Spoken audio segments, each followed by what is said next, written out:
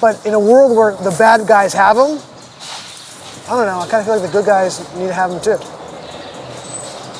It's tricky. I don't know. I mean, I don't even think cops need them. What? I'm Horowitz, and one of the reasons why the Russian army has been stalled in Ukraine is because the Ukrainian government has armed Ukrainian citizens to fight against the Russians. I'm here in New York to ask people who are against the Second Amendment what they think of that policy.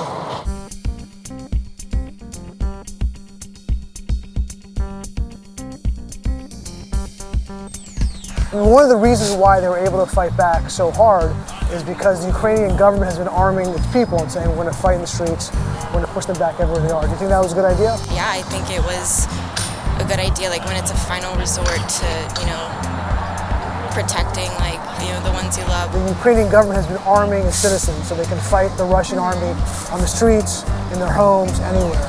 Any thoughts on that? I think that's good, probably, yeah. I mean, it's good they're not going silently. I think it's a very brave thing they're doing. Proud of them. Yeah. Definitely. Honestly, I think that's great. When I first read that, it was very upsetting to me because I'm very anti-guns. Yeah. It's very upsetting. But I'm very impressed by the way they've dealt with that, and I think it's really powerful the way they've come together. If the citizens are able to drive out the Russian army with the guns, that means they worked. Oh, 100%, 100%. I really do take pride in people like that, like with us being in allyship Protecting with them. themselves. Yeah, protecting themselves and their country is so much strength for them. It's inspiring. Yeah, 100%. Like if you're not willing to defend your lands, and they absolutely have, and they've done an absolutely beautiful job of it.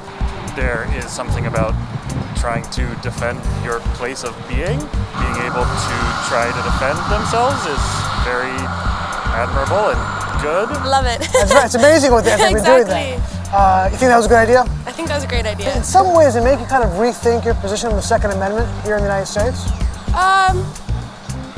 Not at all. Not really. No? Why not? I mean, I think... Is it okay if I go to class? Yeah, of course. Yeah, have a good day. But I actually had to get going. Sorry about that. I figured that that's what this was going to be about.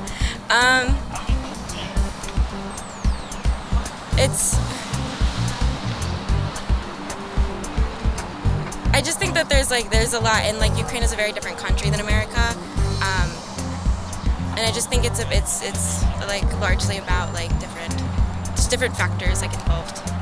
Okay. Yeah. Okay. And I do have to get to class. No I'm so problem. sorry. I actually haven't given any thought to that, to be honest. Now give us some thought. Yeah, I think, I should definitely look into that a little bit more. I haven't even thought about that at all.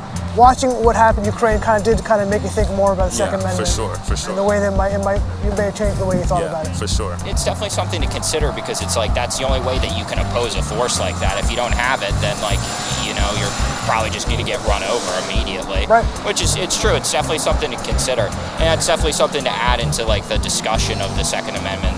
Definitely. Yeah. I think so.